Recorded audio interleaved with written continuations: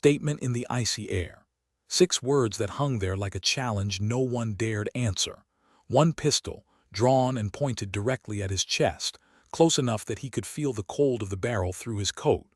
1,000 men standing behind him in the freezing dark, breath fogging in ragged clouds, every one of them holding still, waiting to see if their sergeant was about to die right there in front of them.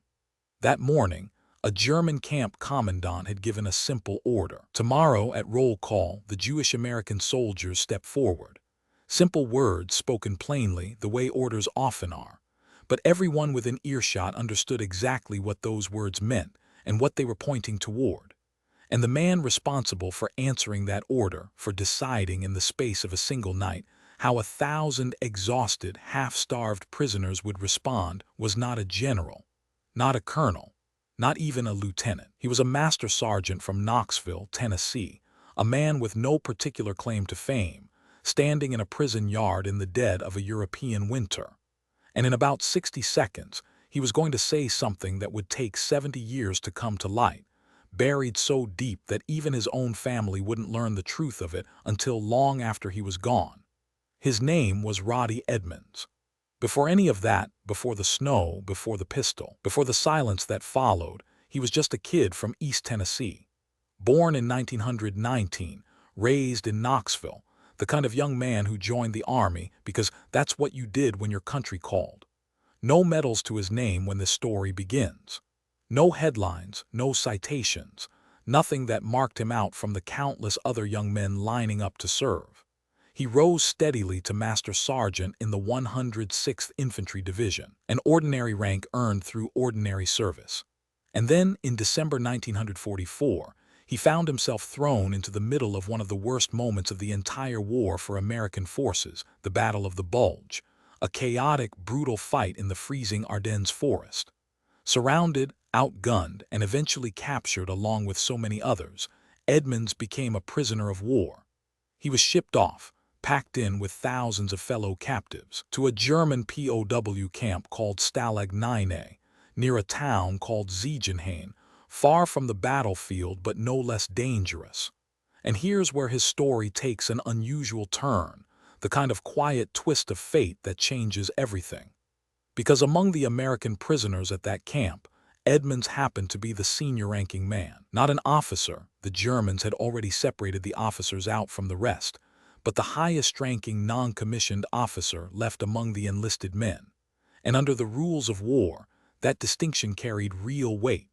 It made him responsible for how his men behaved, responsible for keeping order, and above all, responsible for making sure they survived whatever came next.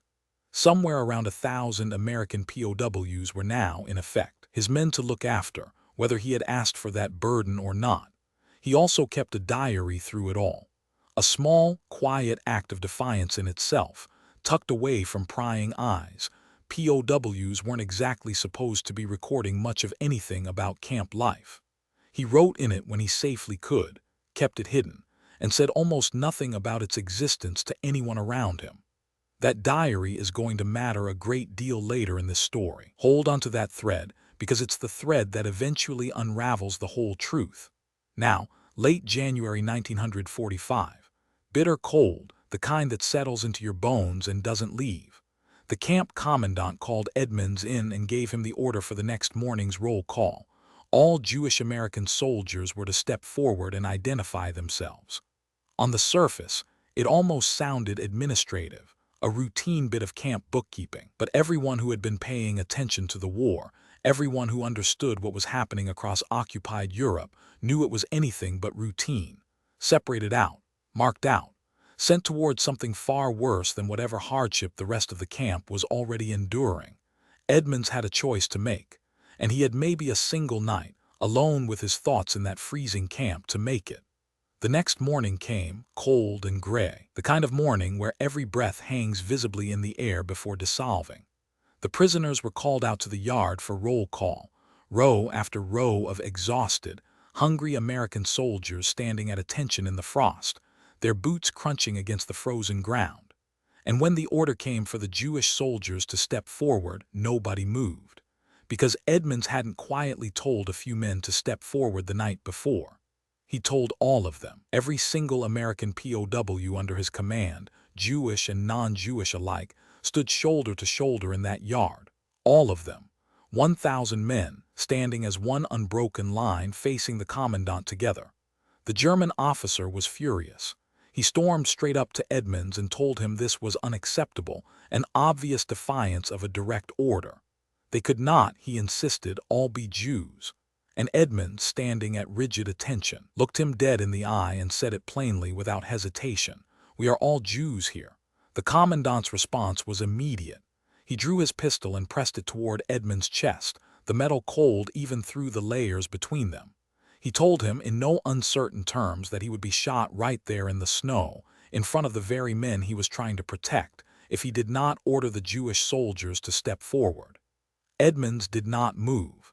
He did not blink. Instead, he reminded the commandant, calmly and deliberately, of the Geneva Convention, that as prisoners of war, his men were required to give only their name, rank, and serial number, nothing else, and certainly not their religion.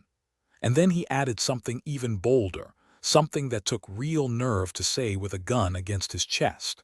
He told the commandant that the war was almost over, that the Allies were closing in from every direction, tightening around what remained of the German lines, and that if he pulled that trigger, he would personally be tried as a war criminal the moment the war ended and the reckoning came. Seconds passed. Maybe the longest seconds of Roddie Edmonds' life, stretched out in that frozen yard with 1,000 men watching and holding their breath. Then the commandant lowered the pistol, turned, and walked away. That was it. No dramatic rescue, no final showdown, no cinematic climax, just a sergeant from Tennessee who refused to blink, and a commandant who, in that moment, seemed to realize the war was already lost, and the ground beneath his authority was crumbling. As many as 300 Jewish-American soldiers may have stood in those ranks that morning, protected by a lie that wasn't really a lie at all. Because in that moment, in the way that mattered most, Roddie Edmonds had made it true. They were all standing together, all equally under his protection, all, in his own words, Jews. The camp held on for a few more grinding months after that. Come spring 1945, liberation finally arrived and the prisoners of Stalag IX-A went home to rebuild their lives. Edmonds went back to Knoxville, got married, raised a family, ran a business, went to church on Sundays, living the kind of steady, unremarkable life so many veterans return to. And here's the part that tells you everything about who this man really was. He almost never talked about the war. Not the Bulge, not the camp, not the standoff in the snow that had once put a pistol against his chest. His children grew up simply knowing their father had served, had been a prisoner of war, and little else beyond that. He died in 1985, and as far as most of the people who loved him knew, that was simply the end of it. A quiet Tennessee life, quietly lived, its most extraordinary chapter never spoken aloud, except it wasn't the end of it. Years later, his son, Chris Edmonds, by then a pastor himself, went looking through his father's old things, the way children often do after a parent is gone, searching for some last trace of who they were. And he found it. The diary. The one Roddie had kept hidden away since the war, filled with fragments, names, dates, small clues pointing toward a story his father had carried in silence for 4 decades without ever setting it down. Chris started pulling on that thread. He researched. He reached out to strangers across the country, and eventually, remarkably, he found them, men who had stood in that frozen roll call back in January 1945. Survivors who remembered with total and unshaken clarity the sergeant who had stood between them and the pistol, and who had never forgotten the 6 words that saved their lives. Piece by piece, the full story came together, not from Roddie Edmonds himself, who never once sought credit for any of it, but from the men he had protected, and from the pages he'd kept hidden away in a drawer for 40 years. In 2015, 70 years after that morning in the snow, Yad Vashem, Israel's official memorial to the Holocaust, recognized Roddie Edmonds as righteous among the nations. It stands as one of the highest honors a non-Jewish person can receive for risking everything to protect Jewish lives. Edmonds became one of only a small handful of Americans ever granted that honor, and the first American serviceman known to have received it. No parade welcomed him home for it. No medal ceremony took place while he was alive to see it. Just a sergeant who did what he believed was right, told almost no one, and let a hidden diary and a devoted son finish the story he never thought needed telling. That's the thing about courage like his. It doesn't always announce itself. Sometimes it just stands quietly in a snowy yard in Germany, looks down the barrel of a gun, and doesn't move. Sometimes it waits 40 years in a drawer to be found.